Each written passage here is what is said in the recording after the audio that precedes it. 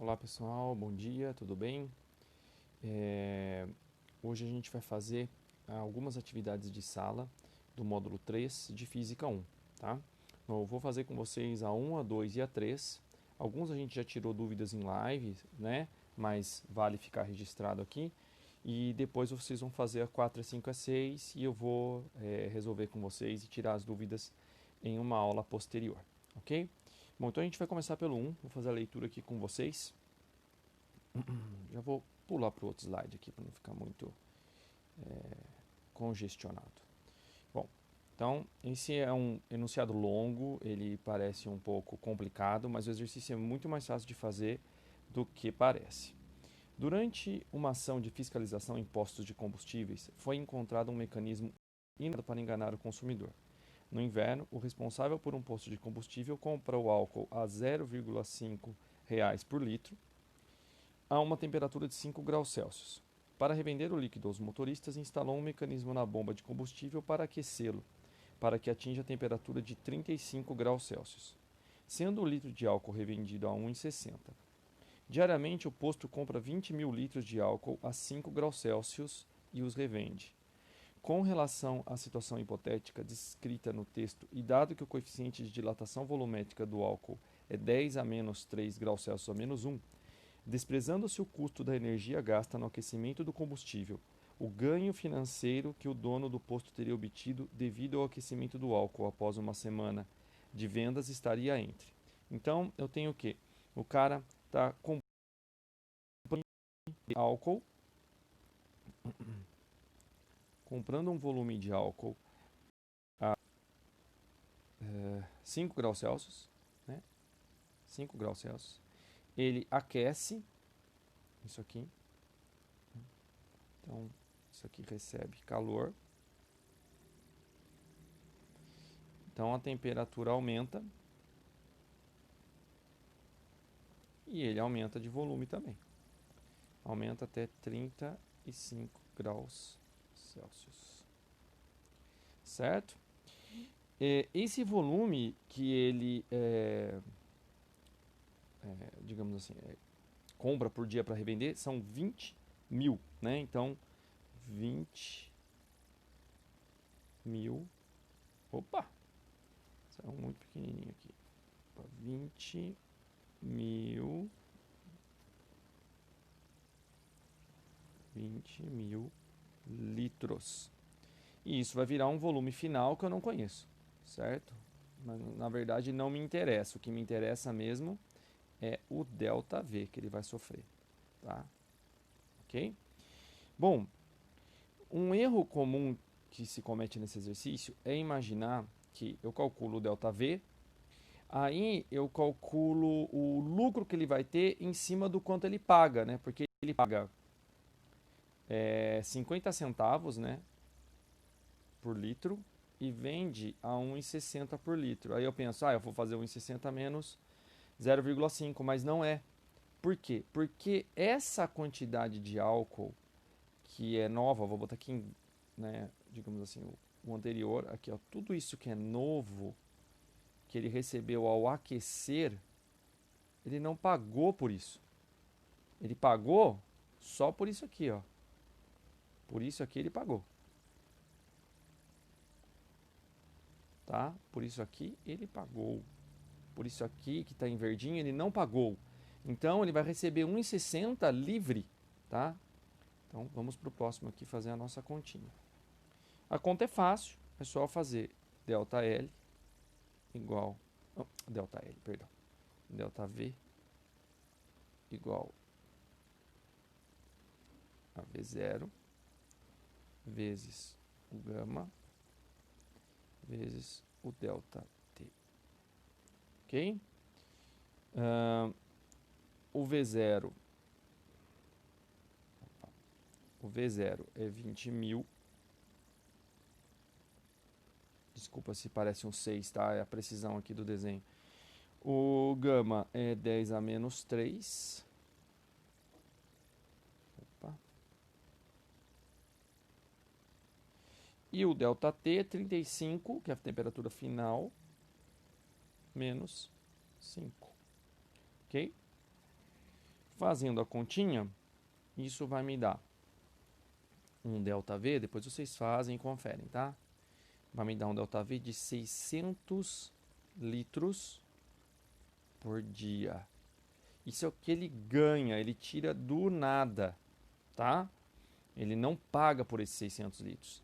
E aí o que eu vou ter que fazer? Eu vou multiplicar isso aqui por 7, porque ele quer numa semana, e depois eu vou multiplicar também por 1,60, que é o preço que ele vai vender, tá? Ok? Então vamos lá. Se eu fizer essa multiplicação, vai me dar um total de R$ 6.720. Deixa eu reescrever aqui. Com o cifrãozinho vai dar um total de R$ 6.720,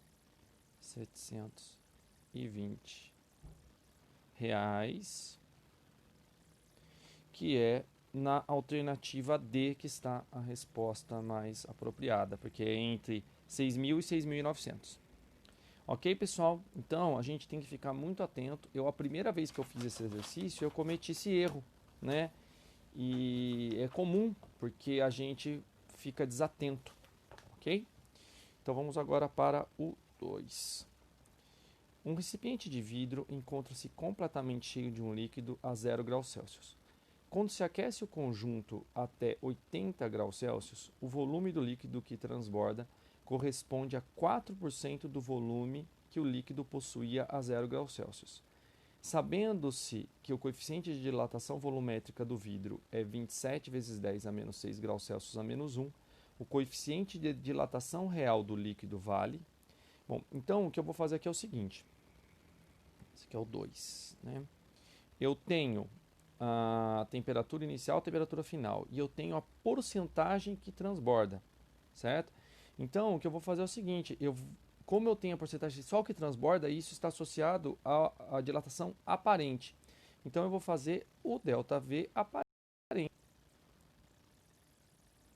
que vai ser, o ΔV aparente vai ser o volume 0, que é o volume de líquido que eu tinha inicialmente, que eu não sei quanto é, né? Vezes o gama aparente. O gama aparente, lembre-se, ele não é uma coisa real. É quanto parece que é o coeficiente de dilatação desse líquido, porque eu estou vendo apenas o que transbordou, mas isso não é verdadeiramente o que dilatou, tá?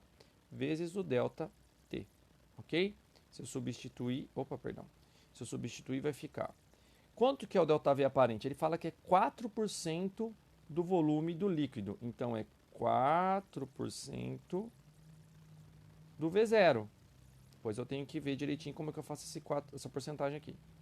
Do V0 aqui. Ok. O gama aparente é o que eu vou determinar. Gama aparente. E o ΔT, que é 80 final menos 0 inicial, que dá 80, né? Isso é fácil. Ok? Então vamos para o próximo. 4% é 4 dividido por 100, certo? Então vai dar 0,04. Opa. V0 igual a V0. V0 vezes o gama aparente vezes 80. Bom, o V0 está dos dois lados. Então, ele some. Por isso que eu não preciso determinar um volume inicial. Lembre-se, normalmente quando não é dado um valor no exercício, não o valor que você está procurando, logicamente, é porque provavelmente o resultado não depende desse valor. Tá? Então você vai usar uma conta com um valor literal ali, né, que é uma letra, um símbolo que vai sumir. Então aí sobra apenas 0,04 igual a gama aparente vezes 80. Ok? Fazendo essa continha, o gama aparente vai dar 0,04 dividido por 80, que vai me dar 500 vezes 10 a menos 6 graus Celsius a menos 1. Opa, menos 1, vamos lá. Ai, está muito no cantinho. Menos 1. Tá? E aí vocês, se tiverem dúvida na continha, né, do 0,04 dividido por 80, vocês me avisam. Bom, eu achei o gama aparente. Como que eu determino o gama real? O gama real, que a apostila chama só de gama, tá? Eu vou escrever real aqui. É o gama aparente, opa, mais o gama do recipiente, ok?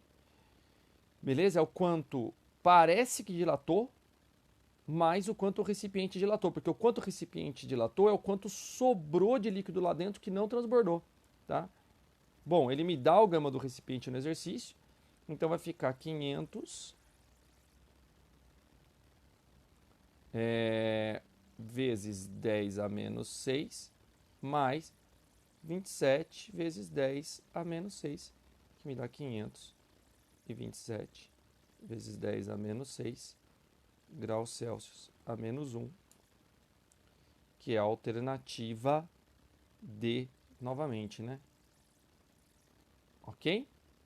Beleza, gente? Esse a gente já tinha tirado numa live, mas é importante fazer ele todinho aqui. Vamos para o próximo e último de hoje, que é o terceiro, tá? Bom, o terceiro é o seguinte. Misturando-se convenientemente água e álcool, é possível fazer com que uma gota de óleo fique imersa em repouso no interior dessa mistura, como exemplifica a figura a seguir. Os coeficientes de dilatação da mistura e do óleo valem, respectivamente, 2 vezes 10 a menos 4 e 5 vezes 10 a menos 4 graus Celsius a menos 1. Aí ele diz, esfriando-se o conjunto e supondo-se que o álcool não evapore, o volume da gota. Então, o que acontece, pessoal? Esse eu falei também com vocês numa live, né? Então, eu tenho aqui um recipiente cujo tamanho eu não conheço, e é um sério problema, né? Vamos colocar uma cor mais ou menos de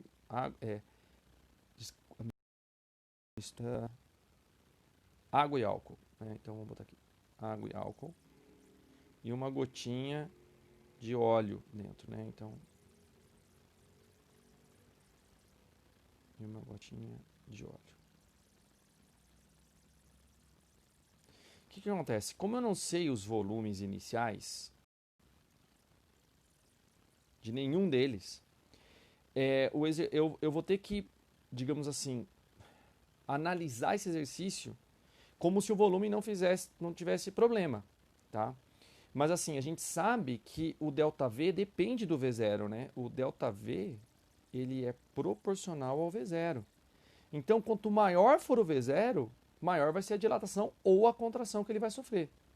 Ou seja, se o volume da gota fosse muito, muito grande, que é um absurdo, né? Mas se fosse uma gota enorme, uma quantidade absurda de óleo, ele dilataria ou contrairia muito, né?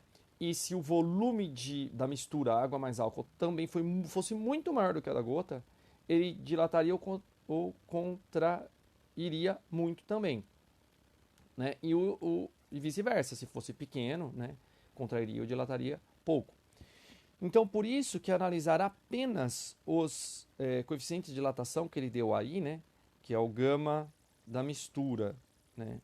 Que é 2 vezes 10 a menos 4 graus Celsius a menos 1.